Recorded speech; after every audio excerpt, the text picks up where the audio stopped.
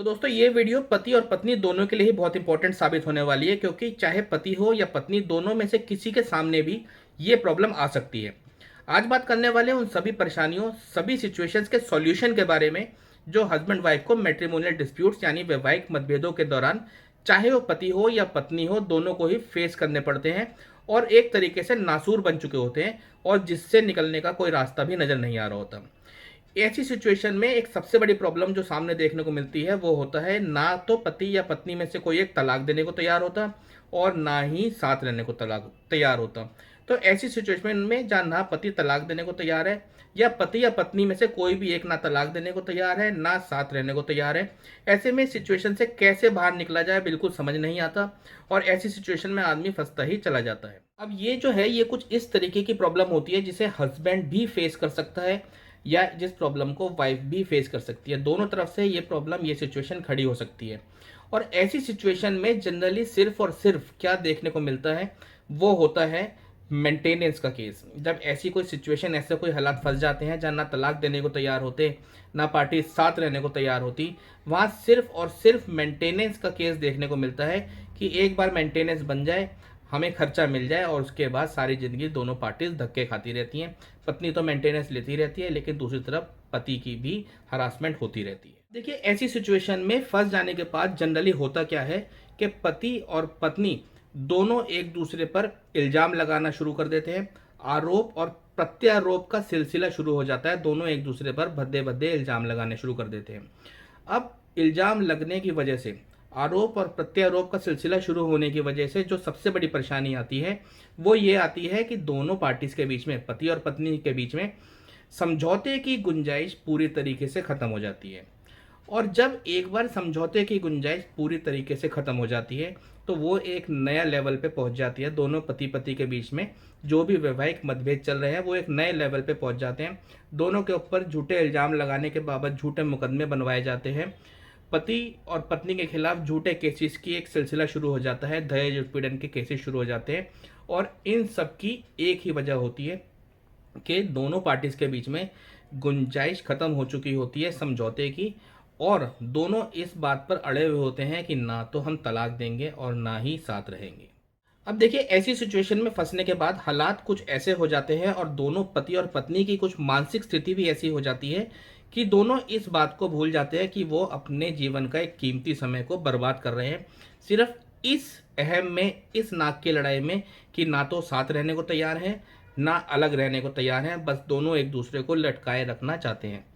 ऐसी सिचुएशन में कई बार ये भी देखने को मिला है कि पति या पत्नी में से कोई भी एक पार्टी नामचारे के लिए, नाम मात्र के लिए दूसरे पक्ष पर, दूसरी पार्टी पर section 9 restitution of conjugal rights यानी साथ में रहने का केस भी फाइल कर देती है। लेकिन असलियत यही होती है कि वो एक दिखावा होता है, नाम मात्र होता है, जब दोनों पार्टी से एक दूसरे के ना साथ रहने को तैयार होती और ना ही अलग होने को तैयार होती। अब देखिए इतने खराब हालात और इतनी खराब सिचुएशन होने के बाद कि ना तो पति और पत्नी साथ रहने को तैयार है ना ही अलग रहने को तैयार है, एक दूसरे के ऊपर आरोप और प्रत्यारोप का लगातार सिलसिला चल रहा है, दोनों एक दूसरे पर झूठे सच्चे इल्ज़ाम लगा रहे हैं, खर्चे का मुकदमा भी बन चुका है, पति भी परेशान है खर्चा दे देकर और पत्नी भी तंग आ चुकी है कि उसको भी निजात किसी बात से नहीं मिल पा रहा, एक दूसरे के ऊपर झूठी सच्ची एफआईआर भी दर्ज हो गई हैं। इन सब चीज़ों के बाद जब आखिर में आकर पति या पत्नी दोनों के बीच में कोई भी एक पक्ष जब तलाक का मुकदमा दाखिल करता है और दाखिल होने के बाद जब वो मुकदमा कोर्ट के सामने पहुंचता है, तो ऐसे में कोर्ट इन सब चीज़ों को, जितनी भी सिचुएशंस पति और पत्नी के सामने आ चुकी हैं, इन सब चीज़ों को देखने के बाद ये निष्कर्ष निकालती है कि पति और पत्नी दोनों ही अपने वैवाहिक संबंधों में नाखुश हैं, दोनों ही एक दूसरे के साथ बिल्कुल भी एडजस्टमेंट कर नहीं सकते और उनके बीच में समझौते की गुंजाइश पूरे तरीके से ख़त्म हो चुकी है। अब ऐसी ही सिचुएशन में इलाहाबाद हाई कोर्ट ने एक बहुत ही ऐतिहासिक जजमेंट दी है, जिस जजमेंट के माध्यम से कोर्ट ने ये बताया है कि अगर पति और पत्नी के बीच में इतने ही खराब हालात चल रहे हैं, ना तो वो काफ़ी समय से साथ रह रहे, ना वो काफ़ी समय से अलग हो रहे, खर्चे के अलावा किसी और चीज़ पर बात नहीं होती, दोनों के बीच में झूठे सच्चे आरोप लगाए जा चुके हैं, इल्ज़ाम लगाए जा चुके हैं, दोनों के ऊपर झूठे सच्चे मुकदमे दर्ज हो चुके हैं, उसके बावजूद भी कोई निष्कर्ष अगर नहीं निकल रहा, तो ऐसी सिचुएशन में इस बात का अनुमान लगा के कि पति और पत्नी अपने रिश्ते से नाखुश हैं, ऐसी सिचुएशन में पति और पत्नी को इस बात के लिए मजबूर करना, इस बात के लिए विवश करना कि इतना खराब रिश्ते होते हुए भी वो एक साथ इस वैवाहिक रिश्ते में रहें, ये भी एक प्रकार की क्रूरता है पति और पत्नी दोनों पर। तो अगर रिश्तों के हालात इतने खराब हो चुके हैं, तो ऐसी सिचुएशन में पति और पत्नी के बीच में वैवाहिक संबंधों को विच्छेद कर देना चाहिए, यानी वैवाहिक संबंधों को डिवोर्स की डिग्री के माध्यम से ख़त्म कर देना चाहिए। इलाहाबाद हाई कोर्ट की ये बहुत ही ऐतिहासिक जजमेंट है, जिसमें कोर्ट ने यही बताया है कि रिश्ते से नाखुश कपल्स को साथ रहने के लिए विवश करना भी एक प्रकार की क्रूरता है उन दोनों ही पक्षों पर। तो इससे अच्छा है कि उन दोनों को डिवोर्स की डिग्री देके दोनों के बीच में सेपरेशन करा दी जाए। अब अगर ऐसी कोई सिचुएशन आपके भी किसी मुकदमे में चल रही है जहां आप भी इतने सारे मुकदमों से परेशान हैं और उसके बावजूद भी ना आप साथ रह पा रहे ना अलग हो पा रहे, तो अगर इतने सारे मुकदमे आपके किसी भी केस में चल रहे हैं, आपके पार्टीज के बीच में चल रहे हैं, तो ये भी एक ग्राउंड बन सकता है डिवोर्स का, और आप डिवोर्स का केस फाइल कर कर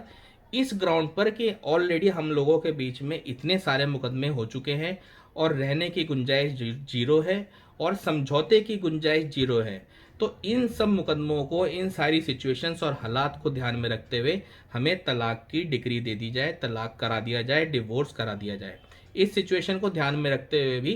कोर्ट से आसानी से, पति हो या पत्नी, आसानी से डिवोर्स को हासिल कर सकता है। दोस्तों, जो लोग इस गलत फहमी में रहते हैं कि मेरा पति तो तलाक देने को तैयार नहीं है या मेरी पत्नी तलाक देने को तैयार नहीं है, तो तलाक कैसे होगा, डिवोर्स कैसे होगा, लेकिन उन दोनों के बीच में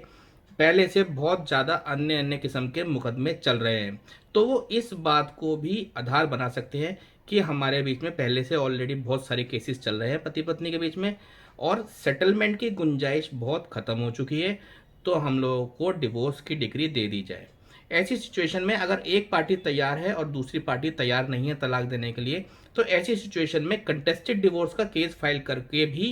कोर्ट से इजीली डिवोर्स लिया जा सकता है और अपने वैवाहिक संबंधों को कोर्ट की डिग्री की मदद से ख़त्म किया जा सकता है। दोस्तों, अगर वीडियो पसंद आई तो लाइक, शेयर एंड कमेंट कर दें, चैनल को सब्सक्राइब कर दें और बेल आइकन को दबाना ना भूलें, जिससे हमारे वीडियो की नोटिफिकेशन आप व्यूअर्स तक पहुंचती रहे। आपका कोई सवाल है, आपकी कोई भी क्वेरी है, आप हमें कमेंट सेक्शन में लिखें, आपकी बातों का जवाब देने की पूरी कोशिश की जाएगी। इसी के साथ विदा लेता हूं आपसे। अगली वीडियो में बहुत जल्द मिलूंगा एक नए टॉपिक पर। अगर आप चाहते हैं कि हम किसी टॉपिक पर आपके लिए वीडियो लेकर आएँ, तो आप हमें कमेंट सेक्शन में भी लिख सकते हैं। आपकी सजेशन पर हम पूरी तरीके से वीडियो लाने की कोशिश करेंगे। तो दोस्तों, मस्त रहें, स्वस्थ रहें, हंसते रहें, मुस्कुराते रहें। आप हैं तो हम हैं, इसलिए स्टे सेफ, स्टे अलर्ट। आपका दिन शुभ हो।